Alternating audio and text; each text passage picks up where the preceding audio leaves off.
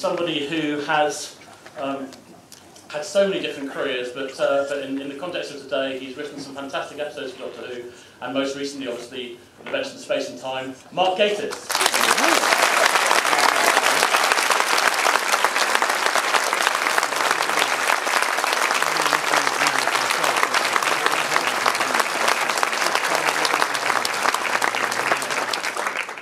And we know him as Strax, Dan Starkey.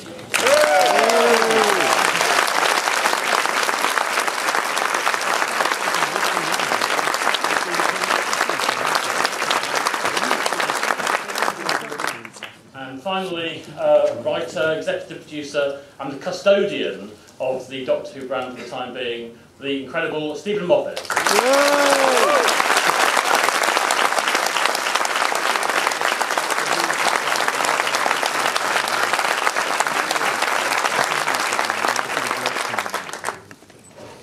Well, thank you to all of you for being with us today. I mean, one thing that always goes through my mind, I think everybody else's, is just kind of how amazingly cinematic the episodes are. And I mean, they all feel like they are little mini films in their own right. I mean, they're amazing. And still, I know you've directed film as well as you've directed on TV, but is that kind of, I mean, is there a different mindset for TV or? Well, TV shot very, very quickly. So it's physically very tough to do an episode of Doctor Who. It's 12 or 13 days. And you get the script at the beginning and you go, can't do this, it's never going to happen. And somehow in the end it always happens. But yeah, certainly with Doctor Who, a lot of it is to do with, I think, Matt Smith's physicality and getting as much movement going around this amazing guy who just spins and dances and everything. I very quickly learned that a lot of directing Doctor Who was to do with Matt Smith head turns. So Matt Smith would turn and you cut to another shot and turn. And then the really classic Doctor Who shot is when Matt Smith turns into his close-up. And so then you have ones like in The Name of the Doctor where he turns into his close-up in such a dramatic way that not only does the camera come forward, it goes down slightly. And these are all the things you talk about on set, but but just getting a lot of movement and a lot of excitement into it. But the way he's incredible, because what happens is, sometimes you read a bit of it and you don't know how to do it. And then Matt comes on set and he walks around the set, just sort of moving around, and suddenly you have like 10, 15 ideas how to shoot a scene. I mean, it's really incredible. I thoroughly recommend it for any director who's got no ideas left to have Matt Smith on set. And Stephen, from your point of view, I know obviously both you and Mark have written for the show over a period of time, but you had the opportunity then to kind of create your own Doctor from scratch, so to speak. I just wanted to know kind of how much of that came from Matt, obviously when you'd cast him, how much was already there in your mind before that? Oh, weirdly, I mean, what you do when you cast the Doctor is that you get somebody that you think can create a Doctor. I mean, the Doctor on paper, I know I keep saying this and nobody quite believes me, but the Doctor on paper is pretty consistent down the years from a very, very long time ago. So you can find somebody who can really dance with that, who can really do something else. Now, I think it felt to Matt, because he always talked about it this way, as if he was excavating everything from the script, and I was putting more and more things in for than Mark was and everyone was. But the truth was, he was sort of leading that. You're sort of seeing what he does with it, how he spins it. I mean, we all knew the first time. I think I remember the first time he did the turn into close-up, and you realise that is just defining it. Nobody but nobody. I never said it to him during his time on the show because it would be too intimidating to say it. But the fact was, he just waited every episode for him to do his big turn. And watch him. He's got 7 in the name of it. He's never facing the right way. It's brilliant. Absolutely amazing. One thing that you and Mark both share is obviously a real passion for the show, both in the past and in terms of where it's going now. And both of you had written during Russell T Davies' kind of tenor. Yeah. But I'm interested to know, kind of as writers at that point, kind of how much you can get involved and how much kind of are you just sort of providing something and then it's kind of completely handed over. And obviously now you've taken it before. But in terms of initially, how much of kind of Russell's stamp was on those kind of those early episodes, or how does that work? That kind of commissioning process. Well, I mean, as Saul was just saying, Doctor Who is made in a permanent state of crisis. Permanent. Ongoing state of desperation and pain. So the idea that it's not like someone's putting a stamp on it, saying, how are we going to get a decent script in? Having got the decent script in, how are we going to get it made? So it's not like that. It's not like that. Metzstein had very, very clear and simply put ideas about how the show was going to come back. And it feels like 100 years ago, but it's very clear the Doctor... 100th anniversary, isn't it? Yeah, 100th. Oh, don't. I've already told them I'm not to be. The Doctor was not posh. He must be plainly all the new orthodoxies that he brought in. But if a writer shows up, a director shows up, an actor shows up, and gives you something brilliant, but which is not what you expect, you air punch. You're cheering. There's nothing bad about that. The main directive I give to everybody in Doctor Who is treat it like you own it.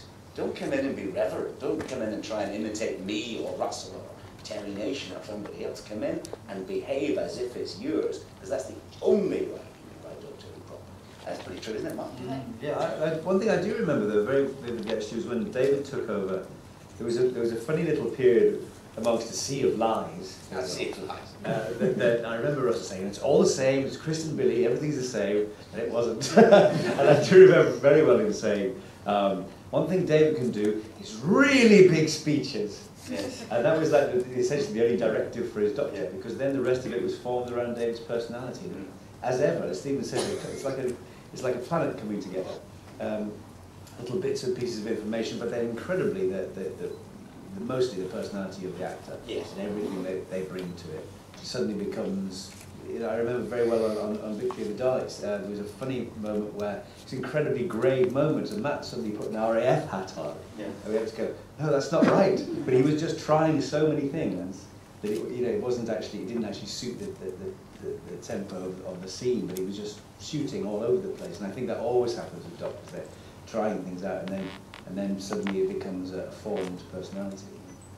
How much flexibility does somebody like Matt have?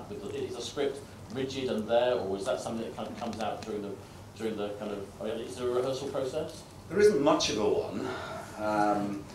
Just to say, right at the beginning when I started, I had Karen, Arthur, and Matt, and I got them in a room for rehearsal, and they sat there and went, "What's this?" Oh, what do we do in one of these? So very little.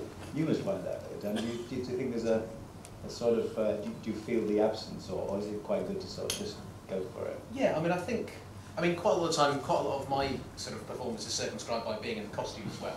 And so I've got to make sure, just because it is physically draining to actually do it, that I know what I'm doing before I go on set, so I'm not faffing around too much. Yeah, but within that, I think because quite a lot of the time, if Strax has got one line in the scene, it's chances are it's a funny one, and there's a certain way in which, I've got to make that land. And so, yeah, I do all my planning sort of like ahead. We pretty much stay to the script. Yeah. None of it's made up on the day. No, it tends not to be, but if someone comes up with a brilliant gag, you keep it. I mean, or a brilliant line, you absolutely keep it every time. And what happens is also true of Sherlock, isn't it? That over time, I mean, the first 2 years it didn't happen much. In the third year, there were more lines coming in. You thought, oh, that's good, I'm keeping that. I can't tell you what it is. There's a hilarious line that Matt improves in Christmas. It's my favourite line in the episode. He just came out with it once. You had to go find it in the rush because it was so funny. So it's not just in that sense. Confidence, isn't it? Yeah, it's knowing it. It's knowing the show. It's not, but in general, there's enough to be getting on with on a shooting day of Doctor Who without saying let's make it up. And we try and make it up we have lots of meetings, lots of drafts, it's a very considered document by the time the script gets to production. It's a very considered document. I'm not saying it's good, but it is considered. People have sulked about it. Now, we've all written many, many drafts. Dan, when you came into the show, first of all, can you just tell us about kind of getting the role? Secondly, did you know at that point that you were going to be completely kind of covered head to toe and that actually you'd be kind of unrecognisable in the sands?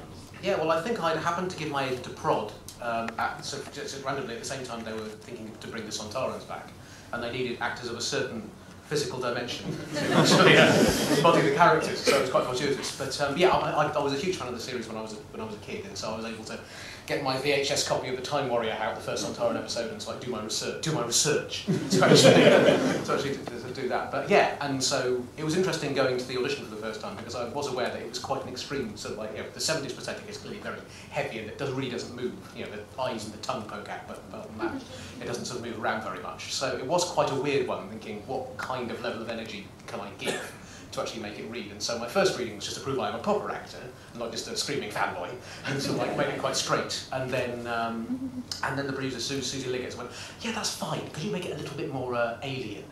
And so how far can I go with this? And so and then the Sontaran came out, which then clearly worked. But yeah, so I mean, again, I think it's a case of seeing what the actual script on day is specifically asking you to do, and then you're given parameters by stuff that's gone on in the past, and then you just got to make it real as you can, as you would with any other role.